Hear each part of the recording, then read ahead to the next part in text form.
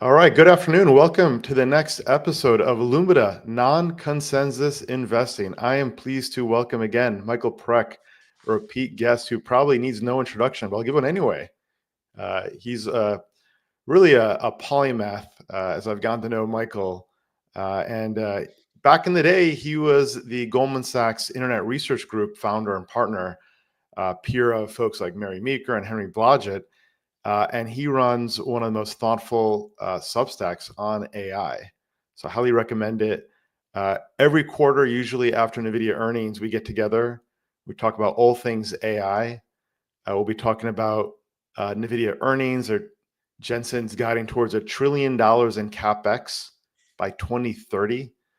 We'll talk about sovereign AI and what was Trump's objectives in the Middle East visit around AI, and what does this mean for the sector. We'll talk about Google agentic AI, Google smart glasses, Waymo, what Elon's doing with Tesla and XAI and the combination. So there's really quite a bit to get to. Keep questions coming as we discuss as well. We'll do our best to get through it. I do also want to take a philosophical detour towards the end. You know, Michael and I both have interest in these kind of topics and how different generations are using AI and Gen Z. So there's so much to get into. With that said, welcome back, Michael. It's good to see you again. Thank you. Good to be back. Hello, everybody. Well, let's start with Nvidia earnings. So Nvidia beat on earnings and revenue, despite the $4.5 billion write-off related to the export controls on China. As I mentioned, they're projecting $1 trillion in CapEx in 2030. Their data center revenue was $39 billion. That's 73% year-over-year growth. And the Blackwell GPU ramp is the fastest new product ramp in the company history. So Blackwell, of course, is their leading framework providing AI inference and training solutions. And yeah, China didn't really make a dent at all in Nvidia's earnings. So what are your thoughts and reactions, surprises? Well, it was fascinating to watch Jensen really execute yet again. We've been watching and discussing their quarters now for a few quarters now. And this one, the general theme is that, look, there's an insatiable demand as far as the eye can see for the next few years for AI infrastructure. For the world is now convinced that this thing is real. We need huge amounts of AI data centers, AI factories, as Jensen calls them. And half his customers are the top 4 or 5 multi-trillion-dollar companies who are buying every AI GPU they can get their hands on. And now the rest of the world is also in on this buying spree. There's a whole trend now that Jensen dubbed appropriately the sovereign AI category, which is already in the tens of billions of dollars over the next few years. He just came back, after accompanying the president in the Middle East, along with Sam Altman from OpenAI and others, and came back with, over 1 million Blackwell GPUs sold at 30,000 plus a pop to Saudi Arabia. And 1 million Blackwell units sold. Correct. Those things, 1 million. Now, that is a remarkable number when you consider that 2 years ago, most AI data centers, and if you had 5,000, 10,000 chips, back then it was the Hopper chips, which was the previous generation. That was a big number. And these things, remember, 30,000, 40,000 a pop, just for the chips, not for all the other equipment that you need for that. The point I'm making here is that the Middle East was allotted under the Biden diffusion rules, maybe a few tens of thousands of chips. The president basically said, okay, for a whole number of reasons, we're going to up that, and it's 1 million chips. The reason this is important for Nvidia is to the quarter is that their quarter was spectacular on almost every dimension. It meet and beat people's expectations. Their margins were higher than people thought, in 72.5%. Their growth was great in all these categories that you mentioned, especially the data center category.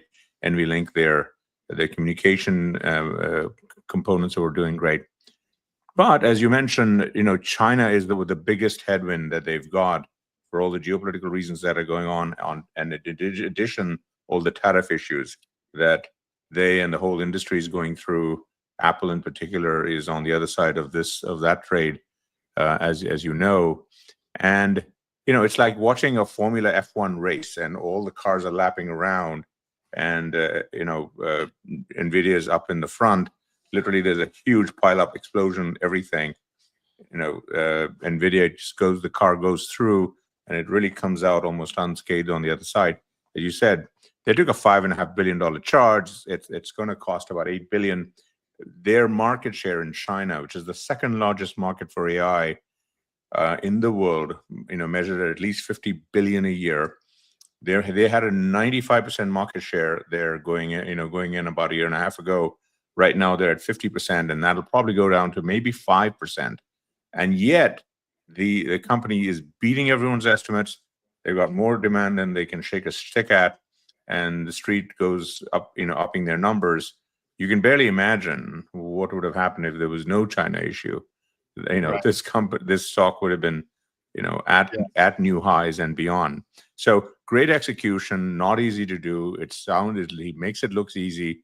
It was a great quarter from all of those perspectives. Having said that, the issue, or the long-term issue over the next couple of years, Ram, is simply that, and we've been talking about it for a while, is that the current policies of the US against China in particular are basically closing them off, giving them no options, and essentially compelling them to come up with their own software and hardware architecture. Now, to compete with Nvidia and everybody else. They won't do it in a year or two, but they will do it in 5 to 10 years if we let them. And that is the biggest threat to Nvidia. If people have a chance, read Jensen's official comments after the earnings results in the transcript. He lays it out as clear as he can in a non-dramatic way. You should talk about that. We'll listen to his comments right here. I'll play a clip from Jensen yesterday after earnings. You can't underestimate the importance of the China market. This is the second largest AI market. This is the home of the world's largest population of AI researchers. And we want all of the world's AI researchers and all of the world's developers to be building on American stacks. And so irrespective of the near-term revenue success that we have, we can't ignore the fact that the Chinese market is very important. Yeah, no, I agree with that statement too. The United States has dependencies on China. One would think that we would want to cultivate a China dependency in the United States, especially if AI is that important.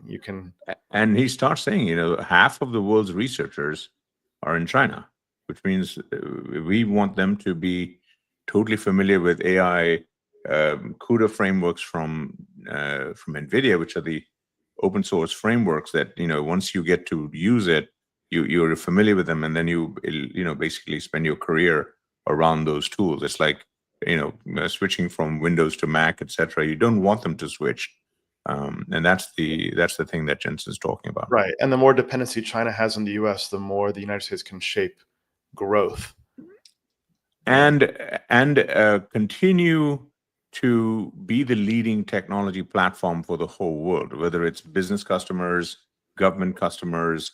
And then remember, these platforms are what, hundreds and then thousands and millions of applications and services are being built. Once you have that, that's the lock-in, and that lock-in can keep going for a very long time. And that's very important for an infrastructure provider. The last thing I'll just say is we've barely begun in terms of rolling out AI data centers in the world. Data centers in the industry has been around for 25 years. I took some of the first ones public at Goldman Sachs way back in the 90s, companies like Exodus, Equinix, which is still around, etc. Today's data centers are entirely different constructs. They consume 10, 15, 20 times the energy, 30 times the energy. They require billions in investments, not tens of millions of investments. Their data centers are in all but name. And the hardware and software infrastructure that's going into them is essentially mountains compared to the ones that we had. Jensen yesterday in the call talked about how just an average rack that they've got has 1.2 million components, not just from Nvidia, but from a whole bunch of vendors, Dell, storage, memory, all these subsystems, all of that. But right now is all American, not just Nvidia, but everybody else. And we're facing a world where a lot of that could be non-American or Chinese in about 5 or 10 years. And that's the issue that he's really ringing the alarm bell on. Yeah, no, I agree. I think future civilizations, if they discover an ancient lost Western civilization, they'll say, how did they build the pyramids and how did they build the Blackwell GPU in terms of the complexity of all the parts? Let's have a listen to this clip from Google CEO at the Google AI Product Day. Yeah, that was a great we are developer conference. Constrained this year in our cloud business, right? And when we are, all of us are simultaneously looking to scale up data centers, right? So we are running into real constraints. The way the constraints play out today is delays in projects because of permitting or not having access to electricians. All of that is realities all of us are dealing with, right? If this trend line continues, the pace at which we are all ramping up, and obviously for it to continue, we all have to generate the returns on it. And so it has to really impact the economy in a more substantive way. So they go hand in hand.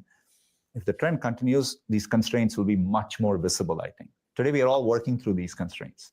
So I think there are real constraints today, but I expect it to, for us to be competitive with China, et cetera, I think we have to solve these constraints in the near future.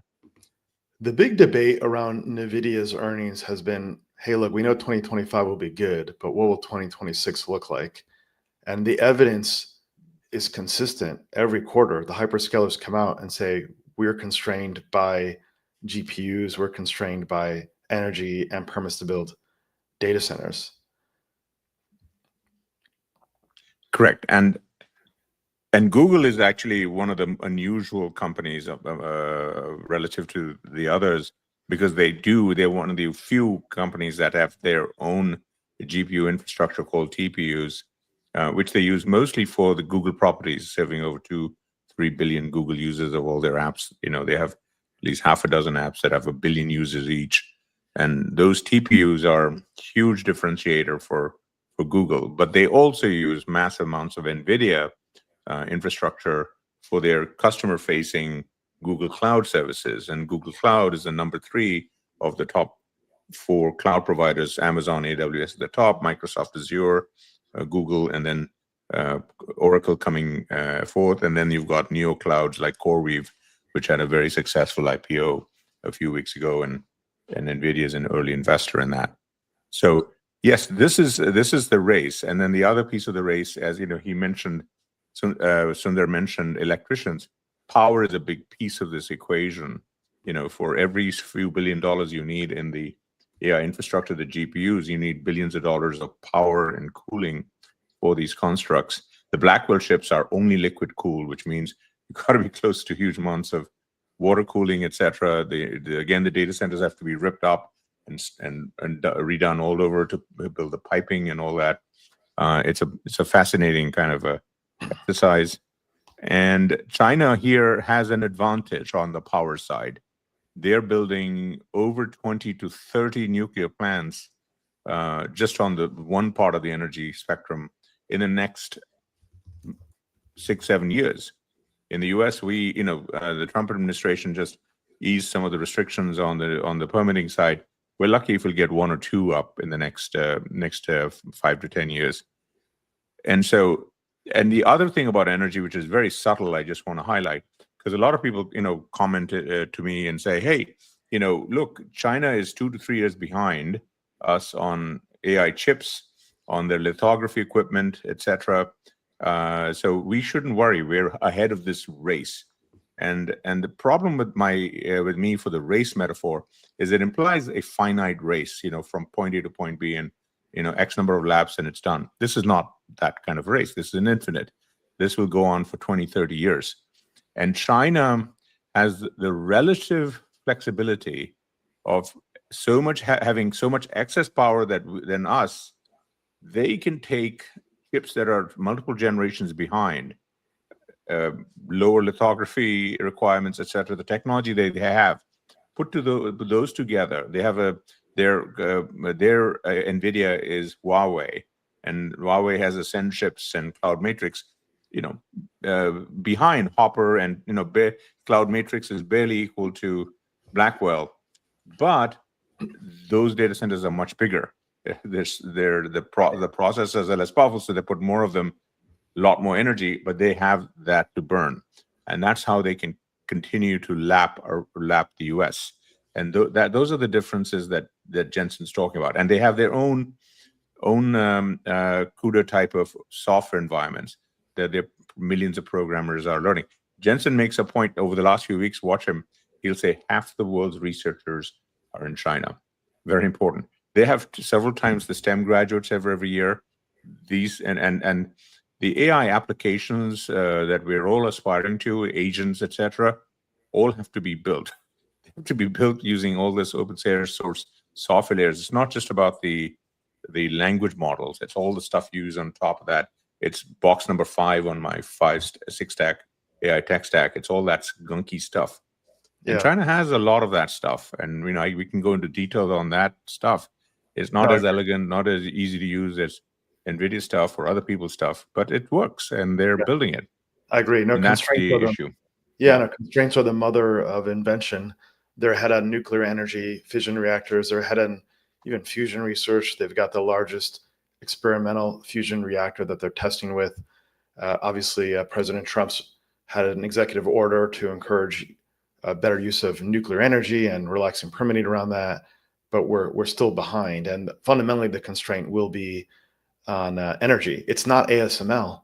Even Taiwan Semiconductor saying we don't need the advanced EVU technology, which is a knock on ASML. So the world risks going from a winner take all scenario for Nvidia to a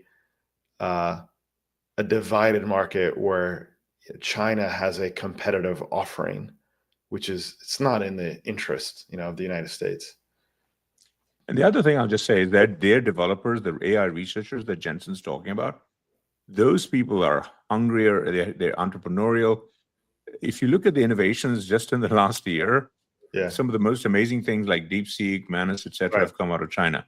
These engineers are working with far greater constraints. They're creating out-of-the-box solutions and creating lots of clever ways to build things that actually has benefited our companies. The open source DeepSeek stuff has been a huge boon for all of the US companies. And Jensen talks about this openly. I also want to stress this in the context of some of the other things that are going on in the US, which is things like restricting students from China. Yesterday, the State Department said, they're going to aggressively curtail visas for students from China. At any given point in the US, we have over 1 million students to our college and graduate programs. And about almost 300,000 of them are from China. And why is this important? If you think about it, and this is a bigger issue than the current war going on between the administration and Harvard, where 25% of the student body are foreign students, and the U.S. government is saying, hey, we're going to basically not allow them to stay. And these are just extraordinary times when you think about it, because those 300,000 Chinese are the best of the best of China's minds of the future. And we're telling them individually, you're not welcome here. Everything you've done for the last few years to come here as a foreign student, we're just going to kick you out. Guess what? For the rest of their lives, at least for the next 10 or 20 years, they're going to have a chip on their shoulder against the US. And they're going to go back and be hungrier. We are seeding more agitated competitors to our own opportunity around the world unnecessarily. When the flip of that is that we could encourage them to be here and build companies here. I mean, think about it. Jensen is Chinese American. The CEO of Broadcom, Chinese American. CEO of AMD, Chinese American. I mean, TSMC, which is the company that builds most of the chips and fabs in Taiwan. this, he was supposed to be the CEO of Texas Instruments. He was an American citizen. He was lured back because he lost the top job, and 20, 30 years ago, and the rest is history. America is uniquely extraordinary because we assimilate immigrants, we allow them to create amazing lives here. Something that almost no other major country at scale can do, especially China, and we're giving them that advantage as well. Well, that's an extraordinary advantage the United States has, is that no one wants to go to China's top universities. They want to go to the United States' top universities, and we get to cherry pick and poach and skim the cream off the top. And one of the more obvious ways to undercut China is visas for the best and brightest, while being thoughtful about national security concerns and espionage, which is a legitimate concern too. Okay, that's part of the process in extending a visa, by the way, right? That's exactly. one. But two is the entrepreneurs, right? The entrepreneurs have the know-how and the technology. We're not competing with China. We're competing with entrepreneurs in China, and the entrepreneurs in China would rather be here. Exactly. In a different world, the DeepSeek entrepreneurs would have been here. After DeepSeek became DeepSeek a few months ago, China went out of their way to curtail their rights to travel overseas because they were afraid that would happen. Instead of curbing access to the China markets and so on, the most amazing thing we could do is basically say, every one of the 300,000 Chinese students, if you guys want to stay, we'll give you a golden visa. Trump was selling golden visas for $5 million to the richest people in the world to come to the US. We should just give a golden visa to every Chinese student who comes here. They graduate, they have a golden visa. They can stay here, work here. That would create a much bigger dent in China's ability to compete on AI than anything else we could do. Yeah, it would be an extraordinary move. It would. Look, I support the idea of not allowing students that are disrupting education, not engaging in civil society type debate, which we need to get back to. But it's a no-brainer to get the very best talent from China and give them a visa. And India. India is the other half, by the way. And I've got friends in India who are telling me, should I send my kids over? I'm hearing their visa problems. And I'm like, wait a minute. I was born in India. I want you guys, I want people to create lives here because they can create amazing things if given the right opportunity. Yeah, no, it's compelling. I mean, we're looking at AI avatar technology, and the technology from Kling, for example, it rivals OpenAI, Sora. It's rivals Google Gemini, VEO3, and DeepSeek is itself open source. I mean, they're emulating these entrepreneurs, Western values, but now they're being clamped down by their authoritarian regime. That's our opportunity. So let's move on. I think there are other players. You had this car pileup metaphor. Nvidia kind of sailed through. I will challenge that in two regards briefly. One is Blackwell did have some shipping delays, and their accounts receivables built up quite a bit. So they were providing financing to their customers. In other words, they were shipping the Blackwell GPUs, recognizing revenue, but not bringing in cash flow. Mm-hmm. I want to take a look whether that accounts receivable accrual has come back in. But that was, I think, some execution mishap. I think had to relate to their coordination with TSMC, and they had to kind of refactor some of the hardware. But that's behind them now. It's behind them. And their next Blackwell GPU iteration it's building off the current tech stack, right? Blackwell was a big departure from Hopper. So the next leap is incremental. So they shouldn't have that issue going forward.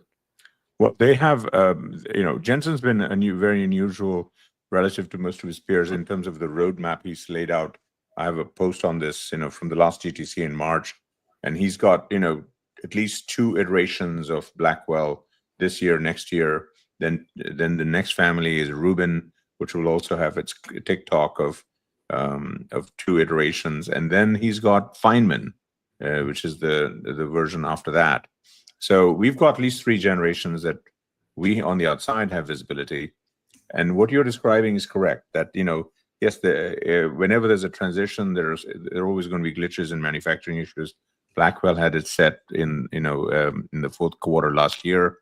Right now, in the quarter it just reported, he said 70% of their outgoing stuff is Blackwell, so they're on a healthy clip. And yeah, as an investor, I'm glad you're watching the fine print of how the things are getting Right. booked and serviced, etc. Besides the thing that you mentioned, I would also be cognizant, obviously, of the scale at which so many of their customers are taking these chips and building these things. The financing structures for these data centers is at numbers that we've never seen before. To do one data center, it's no longer a few $100 million. It's fives and tens of billions of dollars. Well, million. That's why. Sorry. No, yeah, no, a million Blackwell units. That's $30 billion. At the very No, least. exactly. So the Obviously, data center financing, as well. Yeah. correct. So you got to get the Blackstones and the BlackRocks and everybody to create all these debt structures. Go. If you want to understand how that is put together, just go read the S1 for CoreWeave, the IPO registration. You'll see it's some of the most intricate financing structures I have seen in my 30+ year career, and all of that has built-in delays and gaps in terms of when cash comes in, cash goes out, etc. The biggest threats to Nvidia have been the threat of custom silicon, and the poster child of that is Broadcom, which is more expensive than Nvidia now. The other is other player that I think is doing extremely well is Taiwan Semiconductor's picks and shovels play.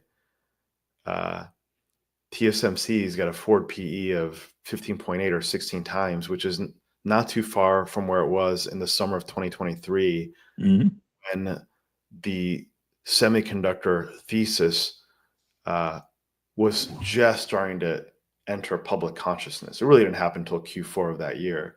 So I think there have been other players and kind of other winners in the category, but it's been a tough category, right? Semiconductors got expensive and overbought and overpositioned in the summer of last year. Nvidia hadn't really gone anywhere since the summer of last year. It's obviously recovered 40% plus off the lows.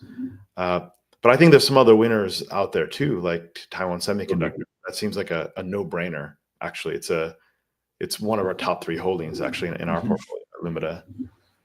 Any thoughts on TSM?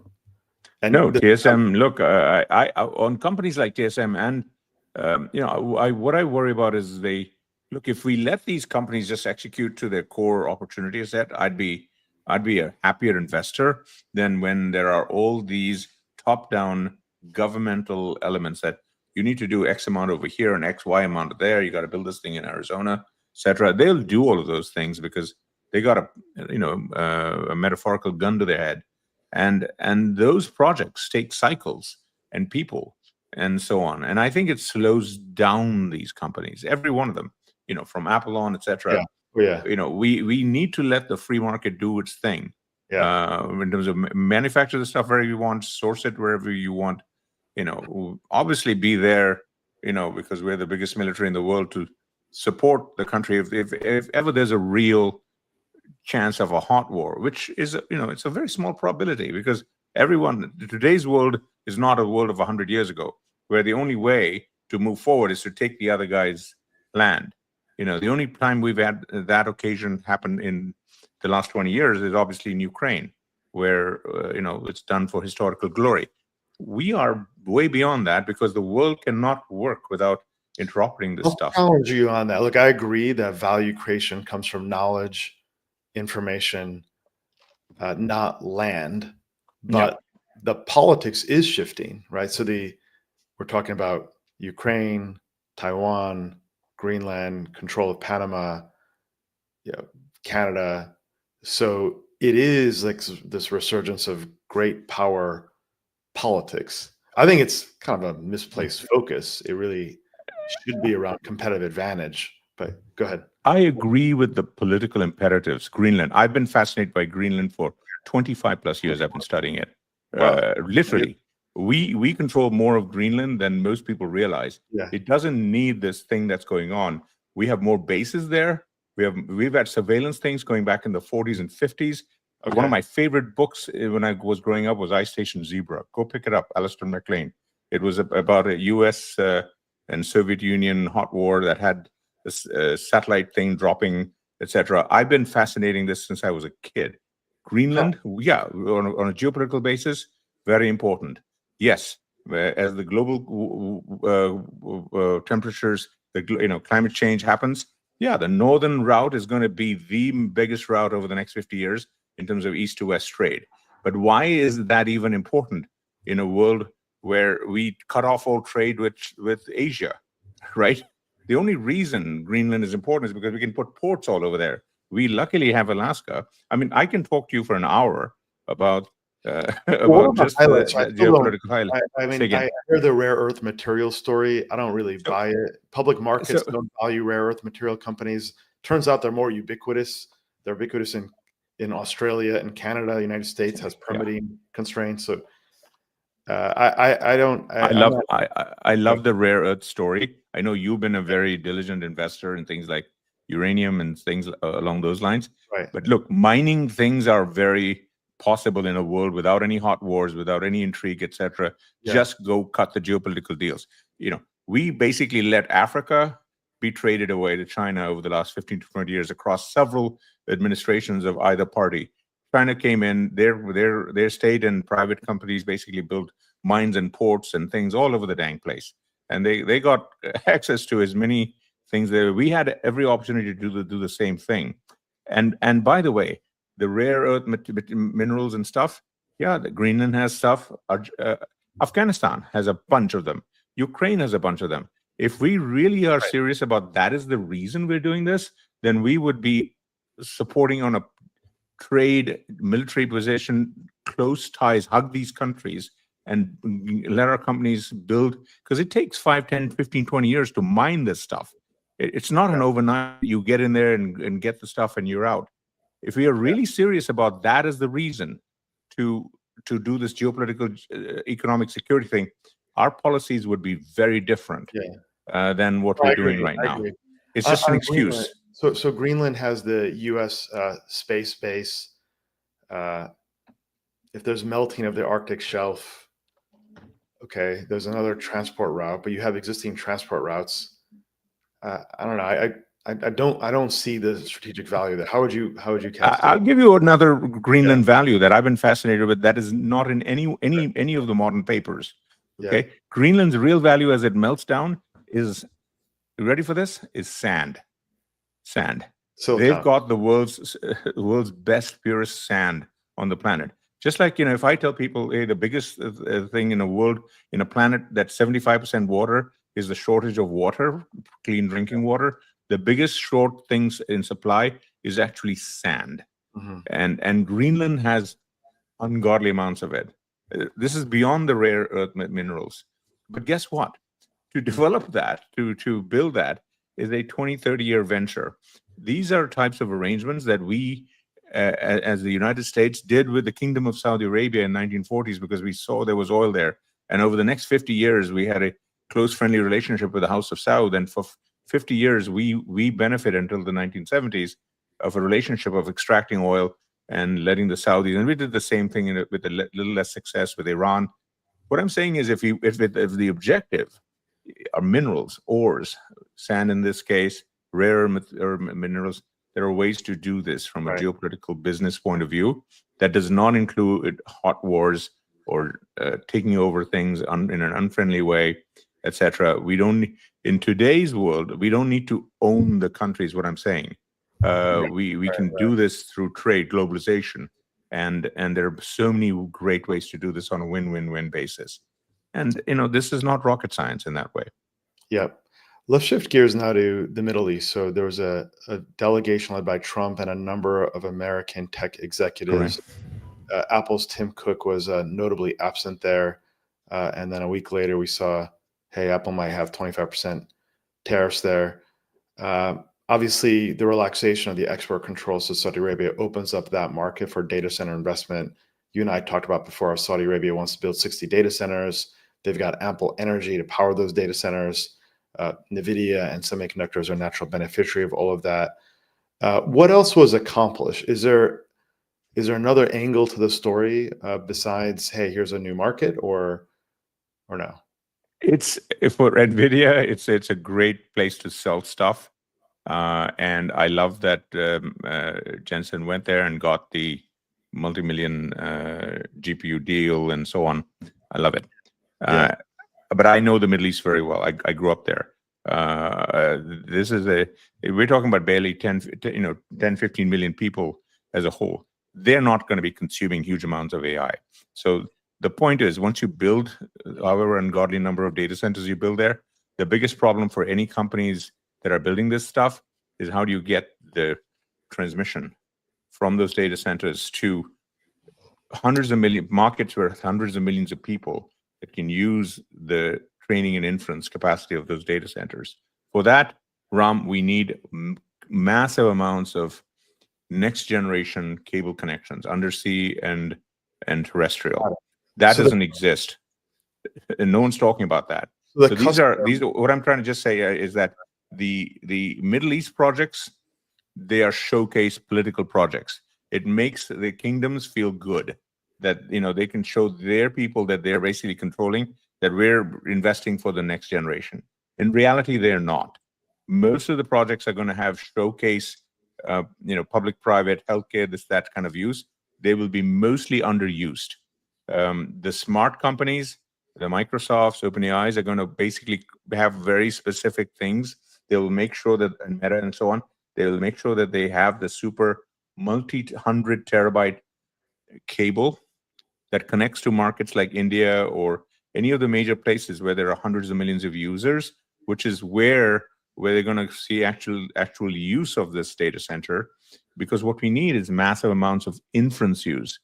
Jensen on the call yesterday said, look, we're already shifting from 90% or more usage of these data centers for training to 60, 70, 80% and more of inference. Well, what is inference? Inference is hundreds of millions of people going to billions of people using huge amounts of AI reasoning and compute. When we go from chatbots to reasoning, your compute intensity goes up 100 times, 1,000 times, 10,000 times.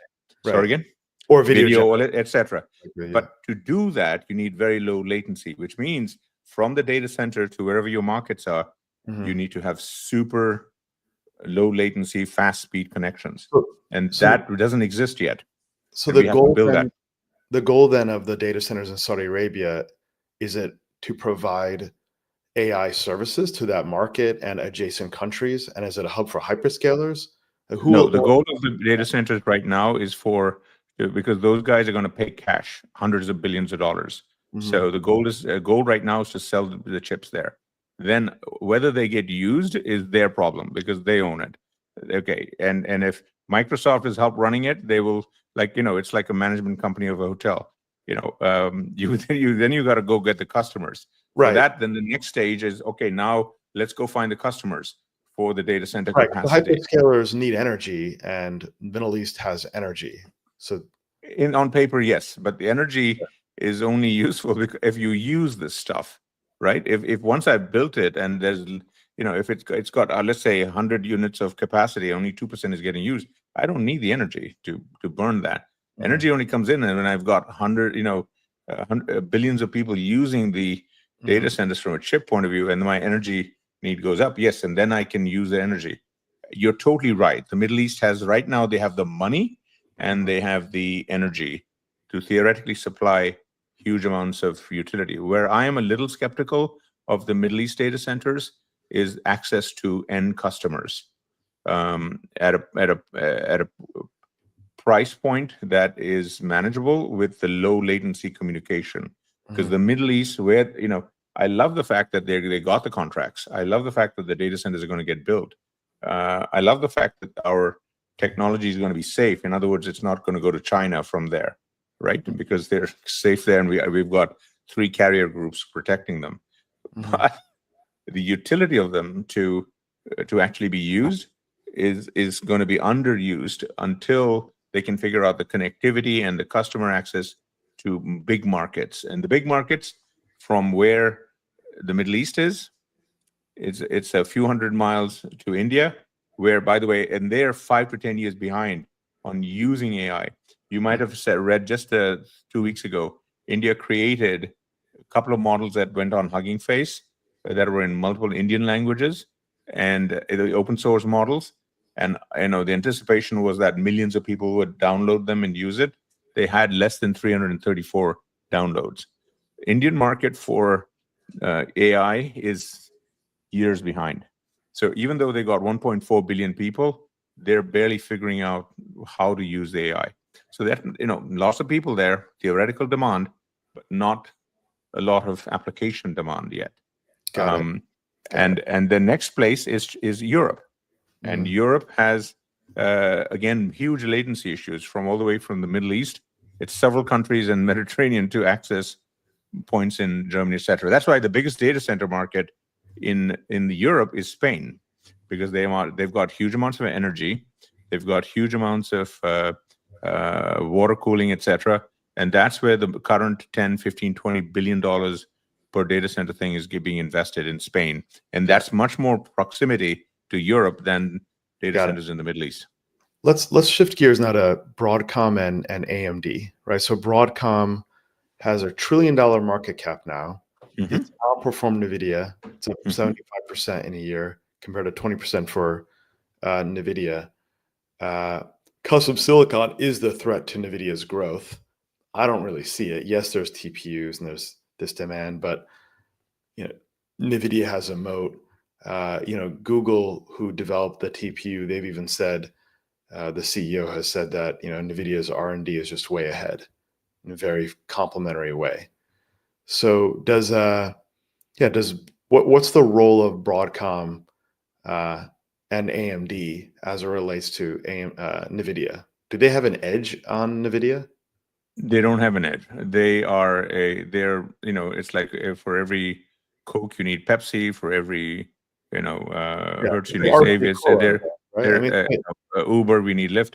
They're second, third, fourth source provider. Right. Broadcom right now you're right. They're the second source for proprietary GPUs Mhm. for the Googles, for everybody. And that is great. It's a great place. They're going to have lots of business because, again, as we said, the need to generate intelligence tokens, whether it's on GPU X or GPU Y, is almost infinite over the next 5 years. So they have a lot of business. AMD, same thing. They're really going in there. They're trying to really compete on next class GPUs.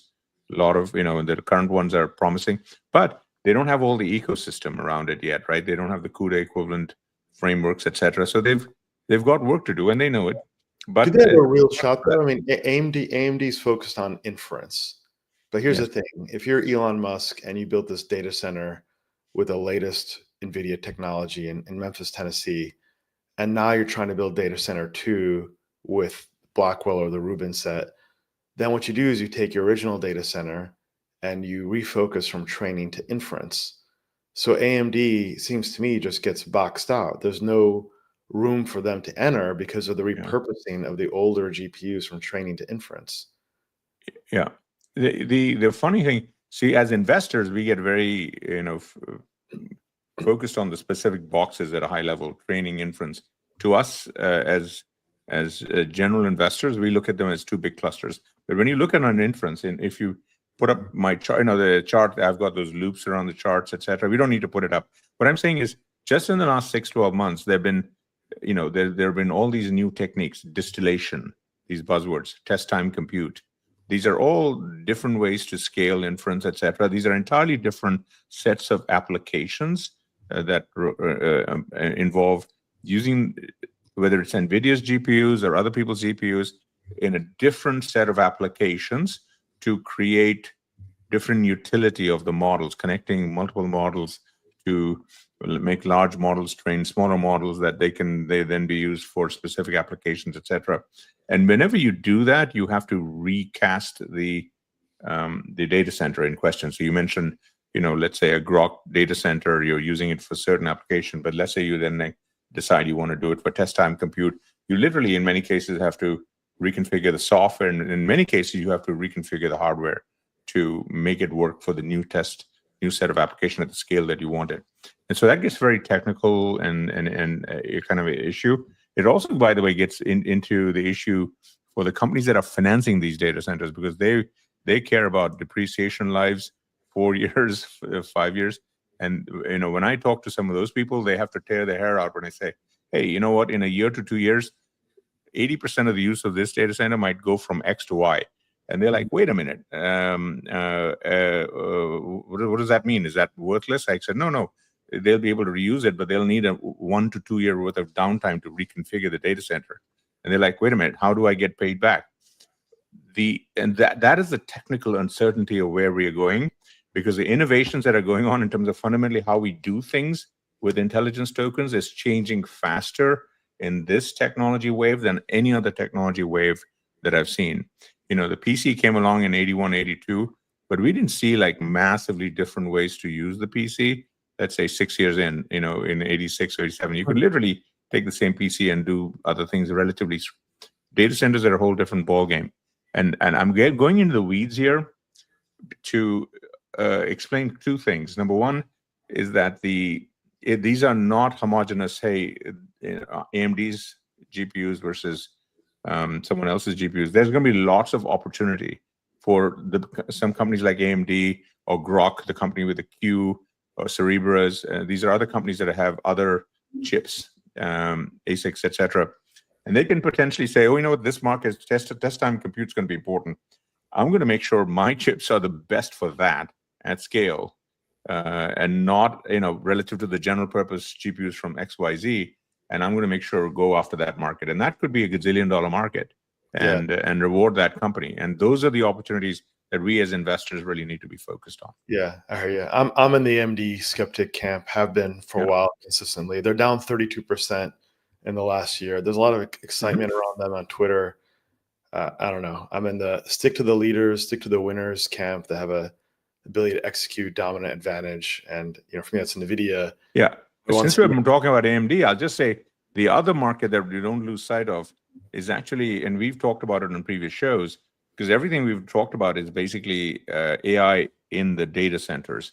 The other market, remember, you've heard my thesis of we're building mainframe AI and then also local AI, right? AI to be run on Edge smartphones, AI, on local devices, etc. Right. And AMD is actually a big player on the local, just like Nvidia is the big. So is Qualcomm too. So is Correct. TSMC. Correct. It's still a slugfest. You're still, Apple. Everything is a slugfest Apple, for the infrastructure. Apple contracts with TSMC. OpenAI is now reaching out to TSMC with having pulled Jony Ive from Apple. So they have shots on goal, but it doesn't seem like they're even if they win the score, that the juice isn't worth the squeeze. They don't have the margin. They don't have the pricing power.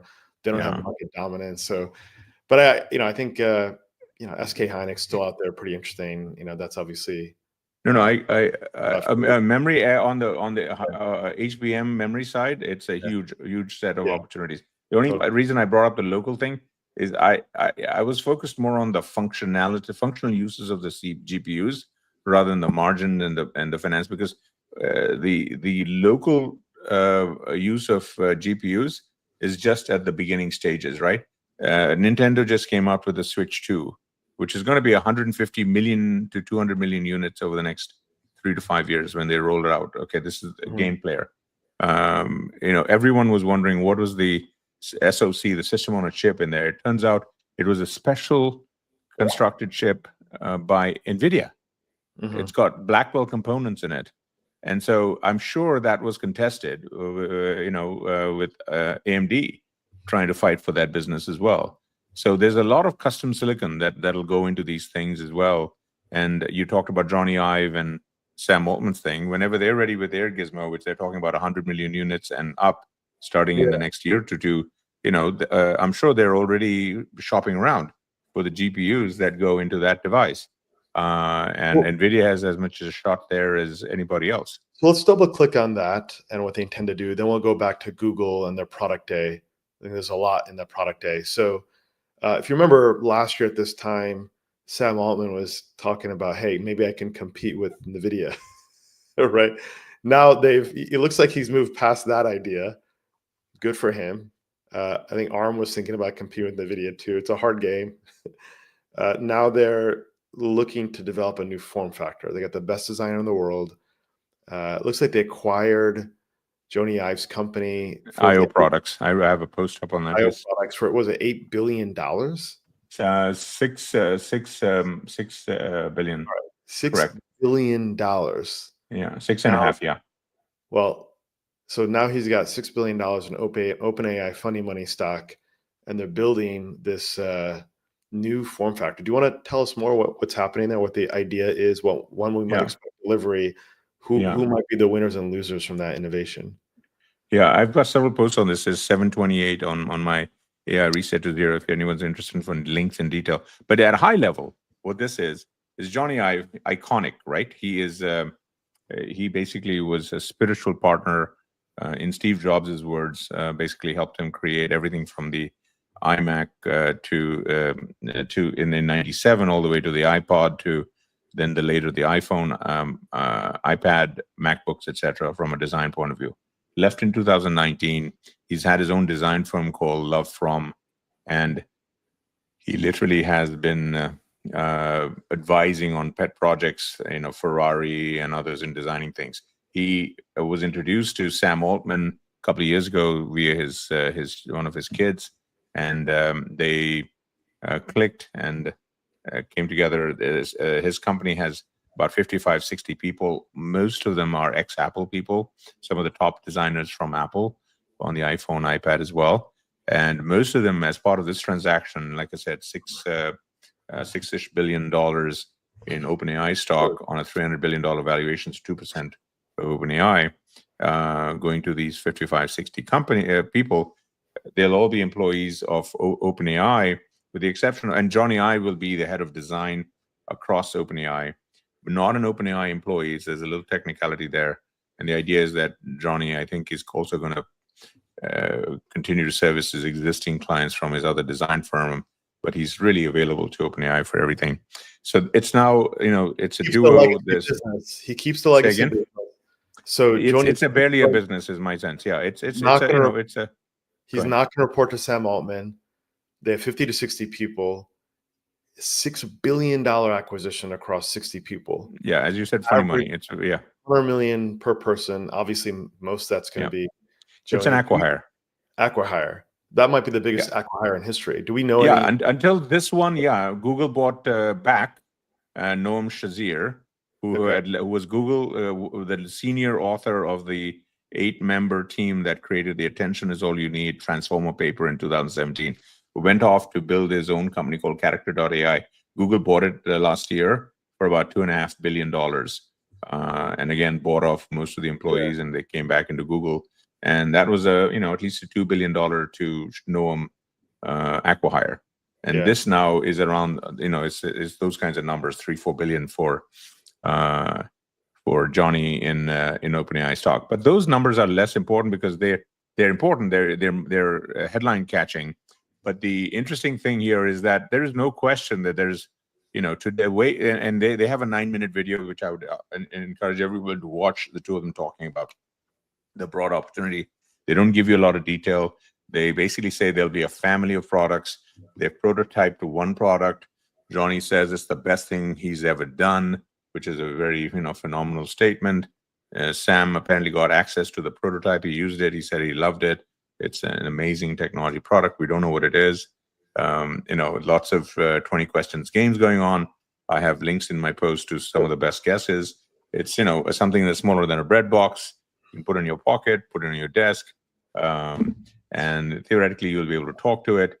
Jony is very focused on the next transition of the user interface on computing devices, having gone from text prompts on the first original terminal-based computers to Windows graphical user interfaces, to the touch interface on iPhones and iPads, and now presumably it's voice plus some sort of a GUI type of interface.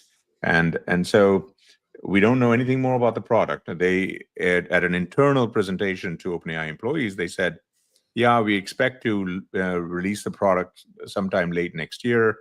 We're thinking it'll be at least 100 million units targeting, so that will be going into 27, 100 million units. Again, sounds like a lot. It's a lot. And by the way, so go ahead. Well, that's That's a incredible penetration rate. That would be Yeah. most adults in the United States.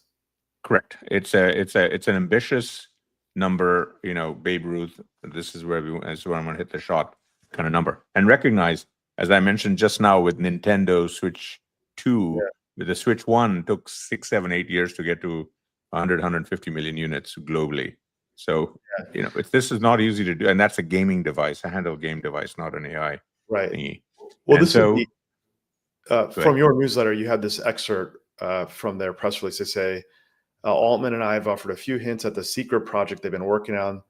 The product will be capable of being fully aware of a user's surroundings and life, will be unobtrusive, able to rest in one's pocket or on one's desk, and will be a third core device a person would put on a desk after a MacBook Pro and an iPhone.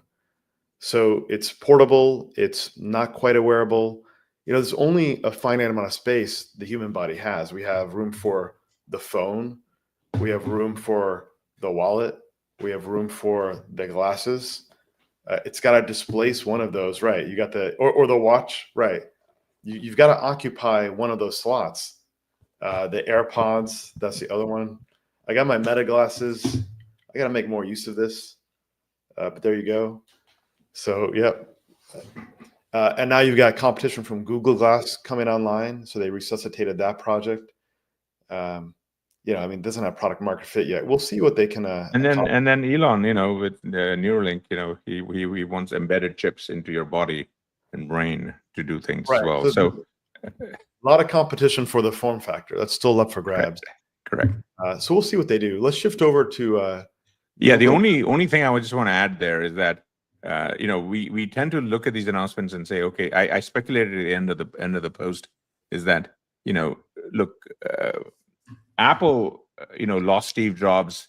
He went on to build Next, and in my Goldman years, I was involved in taking Next public in the 96, 97 timeframe, and then Apple decided to buy back Next, and Steve Jobs came back, few $100 million purchase. And then the company's never been the same since. Obviously, Steve Jobs came back, hired Johnny Ive, hired Tim Cook, and the rest is history. And that is not an unreasonable history rhyming type of scenario here, that in theory, Apple could, at some point, it's a speculation on my part, could end up buying OpenAI. Well, that's fascinating. And essentially it would be Johnny Ive and Sam Altman, a team, essentially with Altman rising to the Steve Jobs role, and essentially being a senior executive at Apple, or essentially a successor to Tim Cook. These are crazy speculations since we're talking about what could be. But these are all, because look, the OpenAI's issue from a strategic point of view is that they are competing against Apple over here, $3 trillion. That is the leading device company on the planet for multiple form factors for everything. And then Google over there with Google Glasses and everything at Android over here. And they've got to cut through. Right now, they have deal with Apple to distribute ChatGPT, but ultimately, everyone knows they need to have access to the product stack that is used day in and day out by people. And that is the challenge. It's not 100 million devices, that can be theoretically done. It's billions of devices at scale with all kinds of hardware and software ecosystem and platforms and stores and things. Briefly on Apple, then we'll get to Google. So Apple has the dominant form factor today in the Apple iPhone, which with the most penetration in the affluent audience, which would be the early adopters, potentially early adopters. South Korea is pretty good at early adoption with Android and all the rest, and they're ahead on different features. But if you look at Apple and their capital allocation, they're the most shrewd and effective at capital allocation. I'm an Apple critic, but they don't spend money on big M&A. I'm showing here on the screen the capital expenditures for Apple. It's $11 billion projected for this year. Last year was $8 billion, 10 before that, on a market cap of nearly $3 trillion. This is far less than the capex of Meta, of Microsoft, and even maybe a company like CoreWeave is probably going to have more capex than this. Apple abandoned their Apple Car project, which is not at least 10 billion in investments. We'll never know. Right. And that would have been the growth driver for Apple. And it's bad news that they abandoned that. Look, I'm sure they did it probably because of execution reasons. Something must have gone wrong there, but that would Lots of reasons, yeah. right. That could have breathed life into their future revenue. They don't have that. So I don't think they'll do the OpenAI acquisition. It's interesting speculation, but it would be a complete about face in terms of how they do capital allocation. There's a reason why Warren Buffett invested in Apple. One of the reasons was because they're so good at capital allocation, but they Totally. they lost the Look, spirit of Apple and innovation, and I think Steve Jobs will be rolling in his grave, and they've become an iteration company, and now they're going from iOS model 18, like no one remembers iOS 14. What's the difference? Yeah, I'll give you a couple of. I agree with all of that. That's why I say that almost tongue in cheek about the Apple OpenAI thing. But here's the counter element to it. Look, Steve Jobs handpicked Johnny Ive, and Johnny Ive is Johnny Ive. But at the same time, Steve Jobs also handpicked Tim Cook in '97, lured him back from Compaq, he was head of supply chain for Compaq, which by the time was one of the biggest PC companies on the planet. And Tim Cook made Apple into the most successful investment, as you pointed out, for Warren Buffett in anything Warren Buffett has done. Okay, which is this extraordinary efficiency of manufacturing. Made China. Shenzhen wouldn't have been possible without what Apple's done. And there's a wonderful new book called Apple in China, which I would recommend to everybody, which talks about how Tim Cook basically has hired 33 million people from China to build all the iPhones in our pockets around the world. We don't have 33 million people in the US to build iPhones going forward. So my point is, you're totally right, very conservative on this. The only reason I bring up this crazy idea is that Johnny Ive is of Apple DNA. He's very close to Laureen Jobs. Laureen was that was Steve Jobs' wife. One of the wealthiest people on the planet. Emerson Collective is her entity, and that was an investor in Johnny Ive's company. So now she's a big investor in OpenAI, and so the point is there's shared DNA of the company. So this is Apple normally has never done big acquisitions. I'm not saying they should. I'm just saying if at some point they still find themselves at odds on an AI strategy and they need devices, etc. It's not an unthinkable idea, especially given the commonality. And the only time Apple has done an acquisition from the outside and given that outsider total access to their core systems is literally with Steve Jobs, because Next became the underpinning of the software that still runs in today's Macs.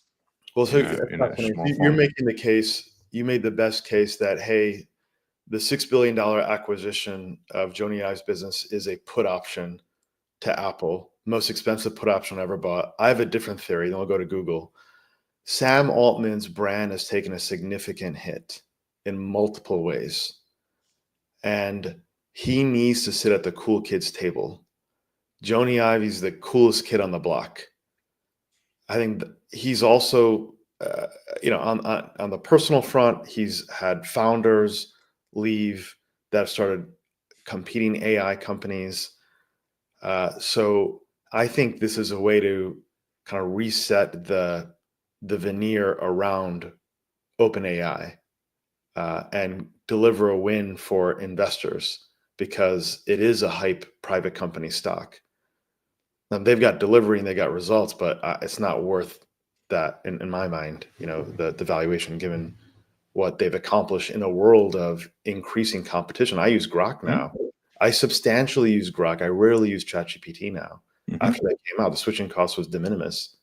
My team, we're focused on Google's agentic AI, which we'll get into now, but I mean, extraordinarily capable. So anyway, there you have it. Two sides in the OpenAI story: put option or the cool kids table. There you go. Correct. No, you got it.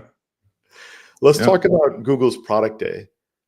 It was awesome. I had another. Yeah, I thought Google. This was after 3 years of everyone like, oh my God, what is Google going to do with AI and so on? They had their moment, and I had a post up there, number 727, which just says, at Google I/O, and really it was, OpenAI literally did, Google had Google I/O, and the next day, Apple had. OpenAI had their I/O acquisition, even the same name. But yeah, Google just hit it out of the park on so many fronts. Gemini 2.5, amazing ubiquity. They made AI mode essentially available to everyone in the United States. So, I'm glad you're using Grok. I use Perplexity as an AI search option. A lot of people use ChatGPT, etc. But the reality is, we're the early adopters. We really don't count. What counts is, my mother-in-law, regular people who are using the stuff in the billions, and for them, Google is the internet.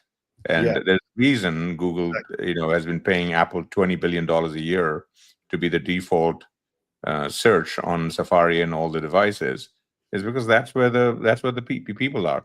And when AI really gets used, it's going to get used there. And making AI mode available as part of Google, as now they call it Gemini, at some point it'll just go back to being called Google. That is the real opportunity. And Sundar is executing on all of the fronts pretty well. The TPU architecture, they've got the vertical stack to build, to serve up the inference queries and so on. Sam tells you, when he had a big hit with the text to image product. Remember a few weeks ago, the whole world was doing these Ghibli images. Remember? Yeah. And he put out a tweet that OpenAI servers were melting. They had 1 million subscribers per hour signing up, and they had to basically take compute power that they were getting from Microsoft, from people who are training the next version of the OpenAI models to serve the image conversion. And what I'm talking about is that the inference, the manufacturing of the compute is a very important piece, and Google has that at scale. So the fact that they were able to make AI mode available to hundreds of millions is testament to that. Almost no other of their company peers can do that on the planet. Well said. I think with Google's new release, you're starting to see all the advantages of Google come together, including the YouTube offering, which their competitors are training on, so that the AI can learn physics. And the Google VO3 is hyper realistic, extremely high quality. You can only make it. And they added audio. They're ahead of Sora, which is OpenAI's product. They added audio, which is the thing that totally blew people's mind. And they were multimodal from the beginning, which means text, speech, video. Like, Google's very strategic. The aircraft carrier doesn't turn around the water as fast as a patrol boat, but when they turn and they line up against their objectives, you want to get out of the way. But I thought it was very impressive. I'd say the consensus, maybe even still now, is that Google is late to the party. Totally. Certainly before this product release. I mean, it was kind of dismissed in Silicon Valley, if you listen to all the Silicon Valley podcasts. But and they were slow off the ramp. They birthed the Transformer white paper, which kicked off the entire AI evolution. And acquired the guy who came up with it. Noam is now back at Google. Right. But they've closed the gap, and Sergey Brin is one of the founders, and he's there. He's leading a team there in the trenches. So yeah, they're focused. Now they're bringing back Google Glass. I think Google should have brought in Johnny Ive. They would never pay that much money for him, but I don't know. Google just can't figure out how to design a great product. If you look at the Google Glass, it's an eyesore. Meta and Ray-Ban just has a lot more tastefulness. So yeah, but recognize that the models that they showed, it's my post from yesterday, 7:34. A model that this one that you're looking at, it has a little screen in it, and they signed a $75 million deal with Warby Parker and General Monster to be the designers of the glasses. What the Meta experiment showed is that people are very conscious of what they put on their face. So you need so the Meta partnered with Ray-Bans and so on, and Google did take a page from that. So when this thing is actually available for you and I to buy, we'll have lots of colors, fashion, styles, etc. So this is an eyesore because this is just a production test version of the product. You're totally right. The core issue here is that all of these things are transition products, because what we're waiting is for the chips and so on to get efficient, come down the power curve, so that they can do massive amounts of compute on your head without burning your head. Display technology is good enough so that it doesn't muck up your eyes. Meta showed versions of these kinds of glasses, and the reviewers went out of their minds because the lenses were so amazing. But the lenses were literally made of diamonds. Each one of those units was over $10,000 to $20,000. Wow. Yeah, because I went down in the weeds of that.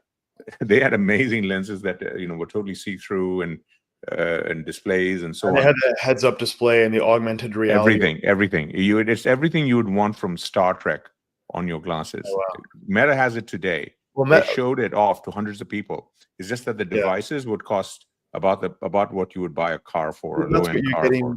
You're getting that from the Oculus acquisition, and you're also getting that from the Reality Labs investment. So Correct. they're getting. And you're getting that from $20 to $30 billion of capex that they've invested. Massive capex. Massive. Yeah. CapEx. So Oculus was a I'm not a big fan of that, compared. to be honest, but yeah. No, I understand, but I'm just saying. And even today, you have your Meta Ray-Bans. I worry every time I have this on my head when I take a picture. Oh my God, did I just post to Facebook? Because that's my concern. I don't trust it. My concern is my kids flush it down the toilet, which will happen inevitably. It's only a matter of time. I've lost every single wearable device I've had. It's a cost of doing business. So I mean, the common thing on brunches Sundays, you always have a friend that said, "Oh, I just bought $300, $400 pair of sunglasses and I lost them." Imagine if you had $20,000, $30,000 pair of smart glasses and you lost them. Yeah, I mean, we're not there yet. That's why we can't have nice things. Let's go to Google Agentic AI. Yes. I think this is not getting enough attention. This is extraordinarily powerful. Do you want to kind of introduce the topic and why this is a big deal? Well, look, agents, everyone is chasing the agentic AI piece of the equation, right? And Google has an amazing opportunity with agents because they control a big amount of the properties that people live their lives in that are all online products. So Gmail, Google Docs, Google Drive, all of these things. The agents are very, very exciting. What are agents? They're things that do things on your behalf, and they go out and book airlines and book this and book that and do this and buy this. But you need to be able to trust them. I have a separate post which I can point to later on in the show notes.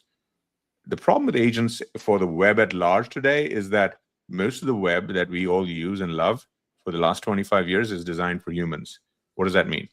How many times have you tried to go on a website and they, when you're ready to actually buy things or book things, it'll throw up a CAPTCHA and say, "Are you a human? Are you a robot?" Agents have the problem because today's infrastructure doesn't allow agents to go in and just do things and scrape things and buy things and look things and so on. It has to be all reconstructed. So if you want to book a restaurant through an agent, most restaurant websites are built, 20, 30 years ago. They won't allow the agent to actually do anything. So Google is basically they created a standard called NXWeb that basically is an open source version of a protocol that hopefully websites will integrate into the stuff so that their agents will be able to talk through. So what I'm getting at is agents, the way you and I, mainstream newspapers talk about agents is, oh, these things will do things for you. The real work that needs to be done is behind the scenes. Standards, protocols that allow these agents to go in the back end of these websites and do things for you, to be able to actually do things for you. Yeah. So these protocols, which are very gunky and geeky, are the things that Google is at the cutting edge. Another one is Anthropic, as an example. They have this thing called MCP protocol, a model context protocol, which Google at I/O said they're going to support natively in all their Google property. And this stuff is actually as exciting to nerds like me, because that means that their systems are going to be more able to do more interesting early things with agents than everybody else at scale.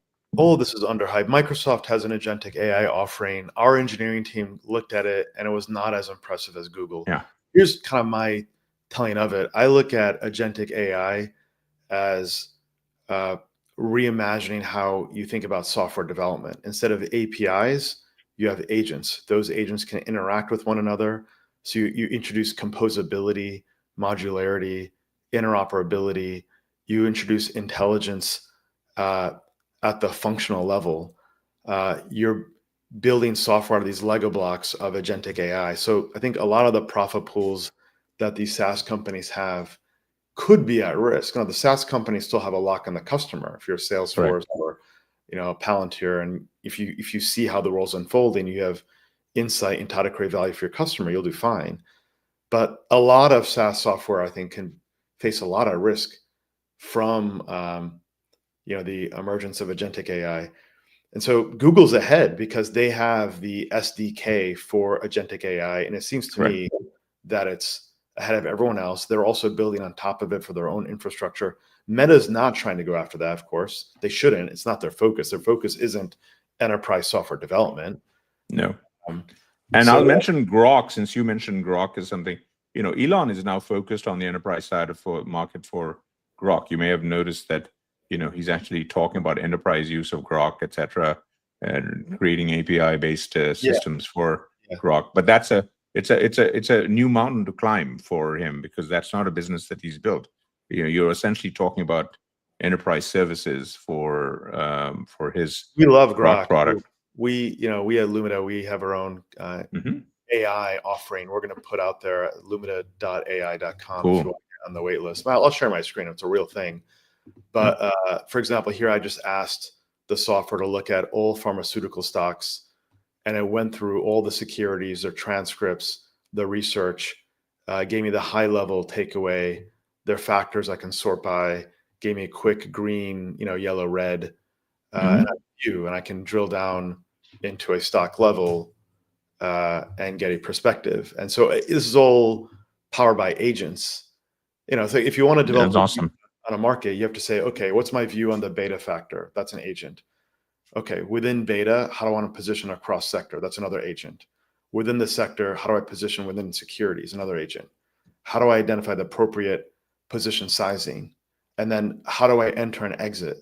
At what levels? And how do I respond? All those are distinct agents, and you can deliver a different UX experience with the same agent architecture. You can have a different layer, the avatar layer, a desktop layer, a mobile layer. So yeah, I think the agent. Go ahead. Yeah. I just want to ask it. I think that's fascinating how you're using it. What are you doing in terms of the testing the accuracy, hallucinations, etc. of the product? All of that. So I don't see these hallucinations on the strong reasoning models. On the reasoning models, we're not seeing these hallucinations. Okay, good. If you give it missing data, then you're going to get a bad result. So if you've given the prompt instructions on how to interpret data, even if you say, hey, don't hallucinate, which doesn't mean anything, you're going to get a bad result. So you need unit test controls to ensure that before you call the LLM, that the data is there. So it's not a big deal. It's just good hygiene, right? But if you have the data there, we don't see these hallucinations. We fact check it. We go through that. You can obviously have other AIs that do supervision of the other AIs to validate. But after you fact check the thing 50 times, okay, this is working. So I don't see the hallucination issue. Good. I'm glad, because what you're also saying is you've got very good data control into it in terms of the inputs. You have to have good architecture, but our analysts now, their job is to ask questions, and we love Grok. Grok is the best, especially for markets and stocks, because it has real-time news flow that's faster than a Bloomberg terminal. You can index by ticker. So, I mean, Grok is extraordinarily powerful. This is a good opportunity to shift gears and talk about how we see AI transforming usage in our personal lives. Good. I worked out a secondary share repurchase combination with a back-to-back financing using that, and that back then it was GPT. So I got thousands of dollars of free securities laws advice. And now we're having conversations like that with Grok. That is cool. How do I lift a pool of assets into the public markets or tokenize them so I can transform coupon income into capital gains treatment, like the ETF SGov, which transformed treasury bill income into just price appreciation to make it more tax efficient. And Grok is helping us out with this. So Tell me you've been collaborating with a family member and have a podcast and talking about how Gen Z is using AI. What are your experiences? What are you seeing out there? Yeah, my nephew Neil McQuana and I did a podcast. It's I wrote about it in post number 723 on the website, and it was inspired by a Sam Altman comment at a Sequoia conference a few weeks ago, where in response to a question on how he's finding people using ChatGPT, he said, it's amazing how younger people, even within OpenAI, are using GPT and ChatGPT versus older generations. And it was a great. I have the clip on this in this post, and I love this cartoon. Young people are obviously going to use this stuff in a far different way, embrace it, from the beginning of time. And so my nephew Neil is 23. He just graduated with his master's in computer science at UT Austin, great grades, and wants to be a product of his. And so I said, let's do a podcast and talk about this stuff. So we did a 30-40 minutes. The links are in this post. But the idea was, Sam basically said, he said there's a distinct difference between the generations. He said the younger generations at OpenAI, the way they use the product is like for everything, their entire life. It's not there's not just separation of work and personal. They ask that they have this thing on all the time. They're constantly using it. They're asking questions. It's like almost a real person that they're just talking to, and they trust it, memory, etc. And so that was a conversation I had with my nephew Neil, and he said that's true. That's the way they use it at school. They use it to talk to this thing for all kinds of questions and family matters, etc. And Sam said, look, older generations, they use it for practical things, doing spreadsheets like you talked about, summarizing the results, emails, writing presentations and so on. All the kinds of things that all the companies basically target the stuff. And this generational thing was a fascinating topic to me. But as we know, these are the heavier users of the product. And so you got to follow them, because what they're doing today, most of us will be doing in a few months soon. And one of the things that I found was interesting about this was that this is also going to affect a whole new trend. If you go to post number 733, all of these companies are basically rethinking browsers that we've used as the number one application on our computers and our smartphones to become AI browsers, right? And so you got OpenAI talking about this. You've got a company called Arc that's building this thing called Dia. Perplexity is building something called Comet. And the point here is that when you start to use the browser as a way to just interact with everything in your life, the browser it becomes it's not a text prompt window, it's a chat window to talk to on various topics to the AIs for different things. And so there's a fundamental redesign coming. And it was interesting, this business of AI browsers was interesting, because it was my nephew Neil who several months ago said, hey, Uncle Mukesh, you've got to use the Arc browser, which was this browser company that was doing AI browsing. I said, yeah, I'm familiar with it, but why do you like it? And it was this sort of thing. He was months ahead of me on basically using this browser that was designed for chat in a different way than I was, and it was fascinating. And so I just bring it up because, for most of us, for the last couple of years since the ChatGPT moment, a little about 2.5 years ago, for us, it's just, how do I prompt this thing better? How do I ask this? Now start to talk to it a little bit, And Sam, in that same interview, actually said something else that caught my eye, and Neil and I talked about it in a second podcast. The link is also in there, which was Sam said, voice. Everyone is focused on voice, but it's really what intrigues him is voice plus GUI. It's like the voice is there, but it's looking at your screen and it's telling you what else to click, and it's clicking things for you and doing things. So the interface that we're going to is this whole new thing that is very different than how we've been interacting with computers, whether they're on our desk and on our smartphones. Right. And this is fascinating to me, because when this stuff hits, it's all coming in the next few weeks and months. And we'll have one of these podcasts and we'll talk about this.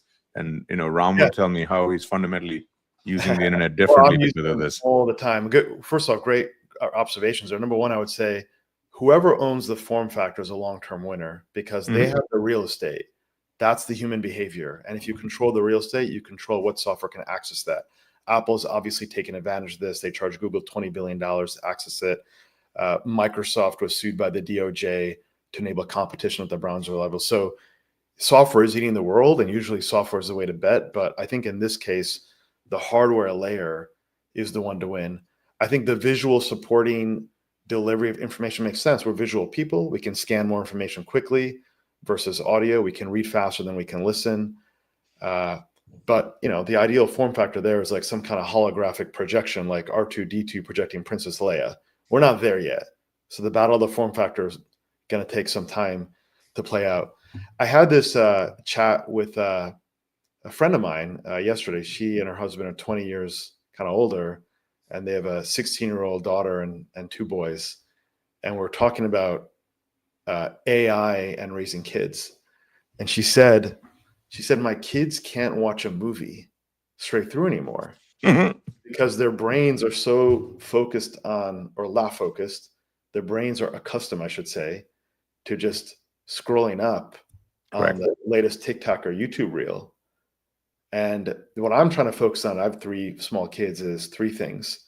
One is teach them critical thinking, because in the age of AI, you don't have to think anymore. I'm thinking less, or analyzing. It's not what we want to think. It's just I can ask more questions and get to a result faster, focus on synthesis. So delegate research and thinking, right? So when Google stock price dropped 10% 3 weeks ago due to Apple potentially entertaining other bids, what's the reduction in the marginal revenue growth from not having additional eyeballs? That's an analytical question. You can ask AI quick and get a view in 2 minutes instead of having an analyst build a model for 3 days that's debated. That's an example of less critical thinking getting done. So the second thing is sustained focus.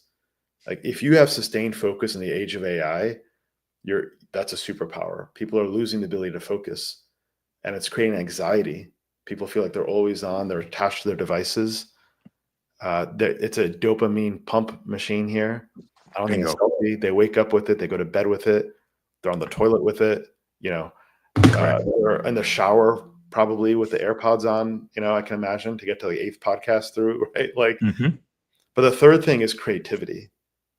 I think AI still isn't very creative yet. It's still the probabilities. It's an LLM's doing matrix math, and it's finding the mode, right? Create critical thinking, sustained focus, creativity. That's, if you have those, you're gonna. I love the 3 points. I'm gonna borrow them and write them down. I love it. The one thing that caught my eye on that is it's something, again, I think it was Sam Altman who said it all the way back in 2017, is that, and this was before the ChatGPT AI thing, he said back then, because of the scrolling and so on, he said, well, the biggest victim of our behavior over with smartphones and so on is our attention spans. They've been seriously dented across all the ages. My nephew Neil, I love him. I remember giving him the Harry Potter series in book form, literally, when he was a kid, and that was the last set of books he's probably read from end to end, cover to cover. He doesn't read, to him, we do list of movies, and I'll say, Neil, all the 80% of these movies were books first. Have you read the original books? And he said, why would I want to do that? Right? The attention spans are gone for these kids. And attention spans, even now, I have over 3,000 books in my Kindle collection. It takes effort for me to actually finish half a book. I have to really force myself because of the dopamine hit that I get from my 6 phones around me. And so it's no different than, processed foods and everything in moderation and so on. We have to be aware of what we're doing to ourselves and do the discipline. Like, I have to complete my rings every day. And hopefully the technologies will help us to do this. But, I really empathize that you have 3 young kids. How do you deal with this, right? And how do you curtail their access to phones for the next few days? I mean, I remember when the iPad came out, I had, the big meme back then was, a 4-year-old looking at a magazine, and she's trying to, look at the colorful picture on the magazine and doing one of these pinch and zooms because she's trying to, expand the picture. The kids, this is what they're used to. They don't know a world where, reading 3 chapters in a book is a good thing. It's too slow. The dopamine hits are not there. I don't know what you do. And these are serious issues that we have to think about. I agree. Like taking focus and applying it in a sustained way to build something requires endurance. If you want to build something with real accomplishment, it takes sustained focus. It's not a 30-second clip reel. The iPad and the iPhone, all these are adult pacifiers too, and they're pacifiers for your I love it. right. If you want your kid to Totally. stop complaining, you're in a long car ride, and they're saying, "Hey, are we there yet?" 20 years ago, you'd give someone the Game Boy. Yeah. And now you can give them this. Give them a smartphone. Yeah. Convenience wins in the long run. So Totally. It's a battle. It's a battle. But at the same time, the magic of this thing, the fact that the talking to ChatGPT or Perplexity can synthesize 12 books on a subject for me in a real-time way, not just give me a stupid little summary and then I can ask questions. Oh my God, that is magic undone, right? I mean, I'm accessing those books, and then you're right. The books, the AI is not creative enough yet, but it can allow my hopeful creative brain to go then chase it down. Give me the page number, give me the paragraph, then go chase down the sources and become more knowledgeable. For recall and synthesis, I think AI has value, Mm-hmm. but I think the value you can get out of it is related to how much time you've already put in and understood the material. Like if you're showing up to the material cold and you write an essay for school to just pass the grade without actually having done the work versus someone that's actually engaged in the subject matter, you get a very different experience.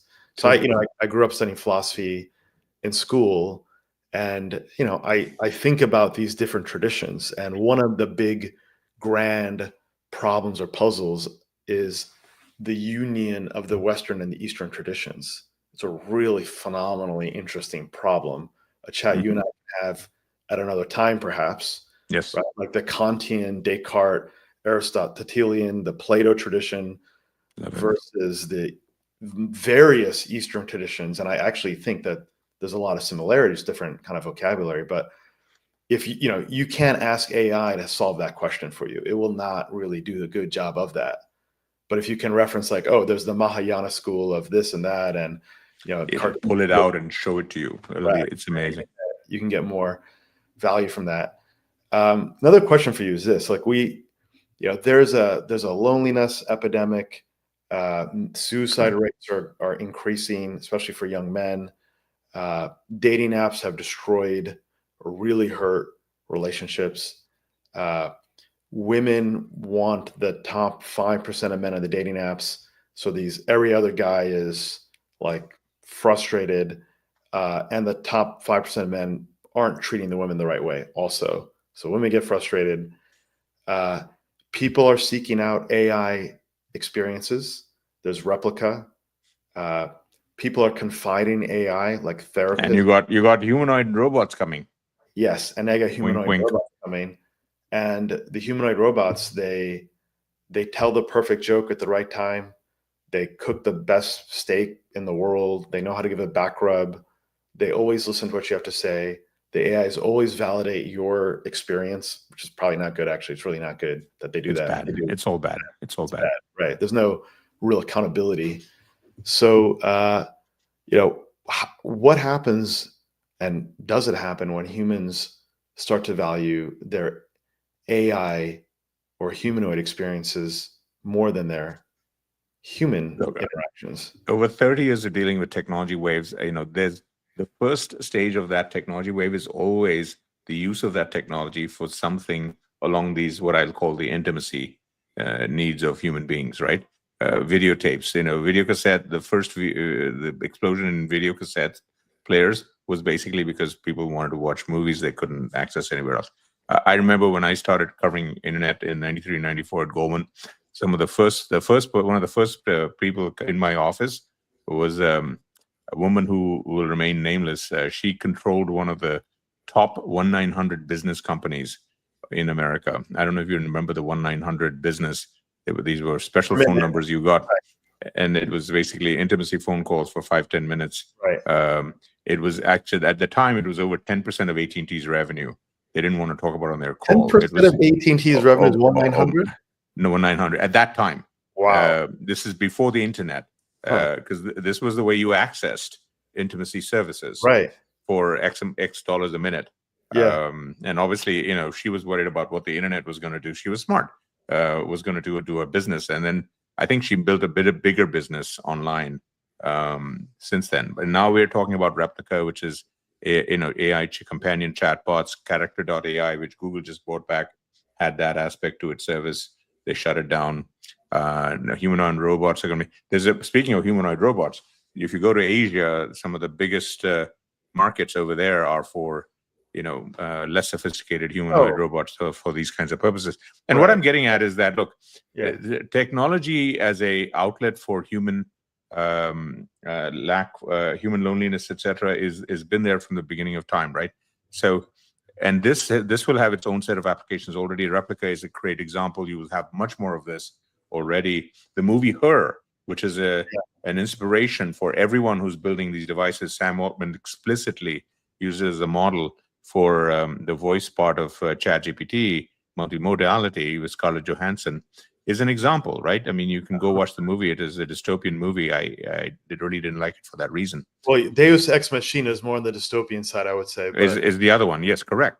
But all of these, it's about these lonely men and the stuff that you're talking about, and this keeping men and women separate. Look, these are social engineering issues way above my pay grade. And I don't, and I feel for this. I mean, I worry about it for my.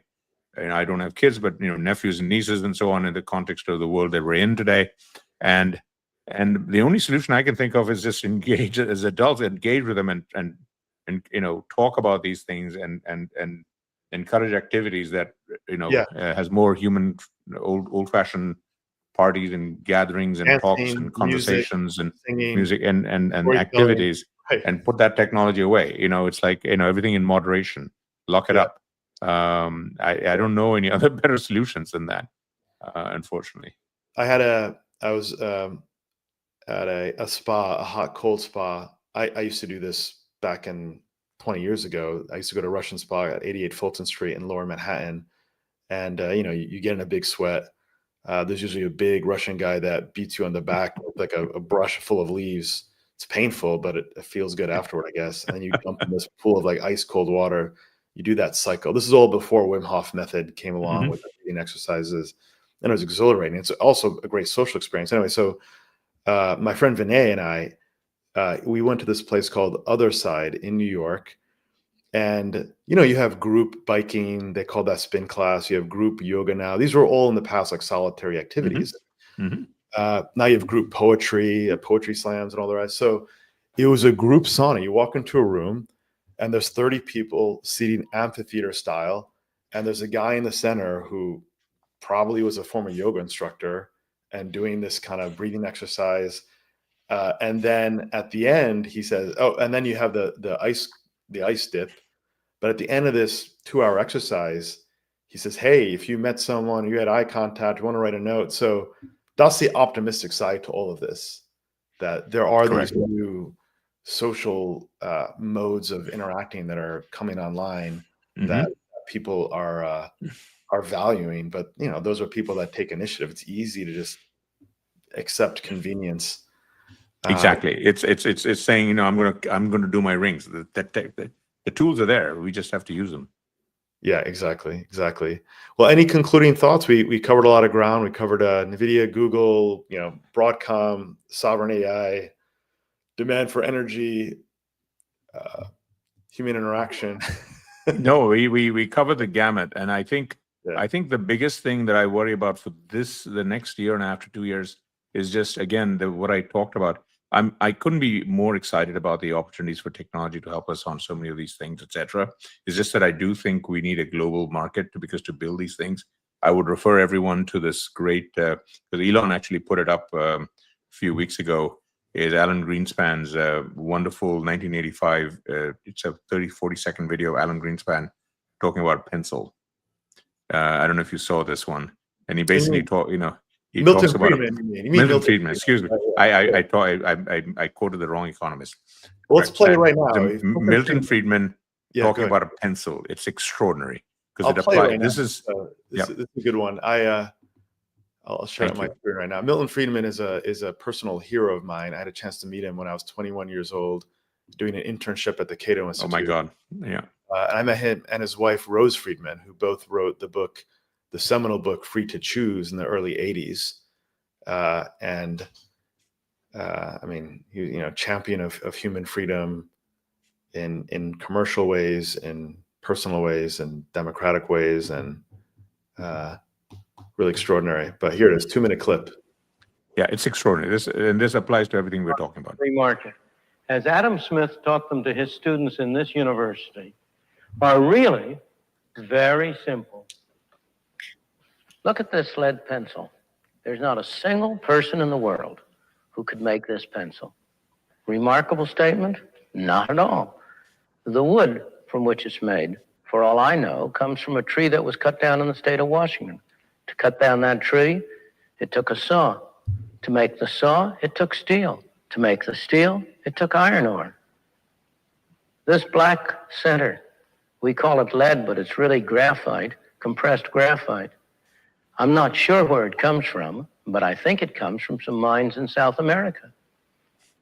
This red top up here, the eraser, bit of rubber, probably comes from Malaya, where the rubber tree isn't even native.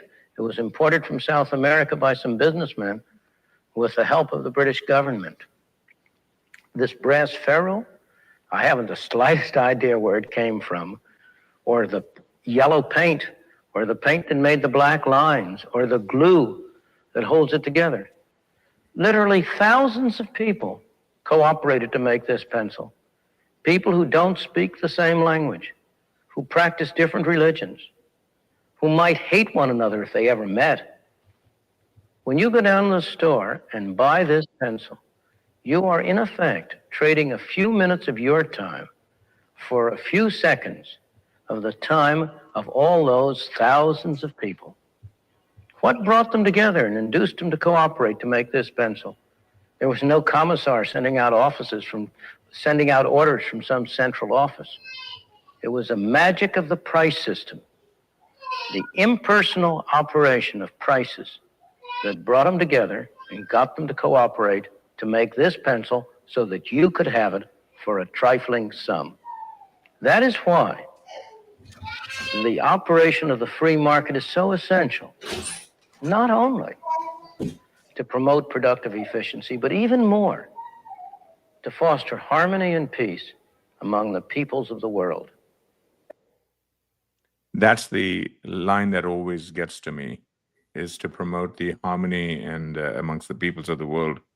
And, I like to basically do the same thing with this iPhone. You see this iPhone? I don't know where the metal that goes into this iPhone comes from.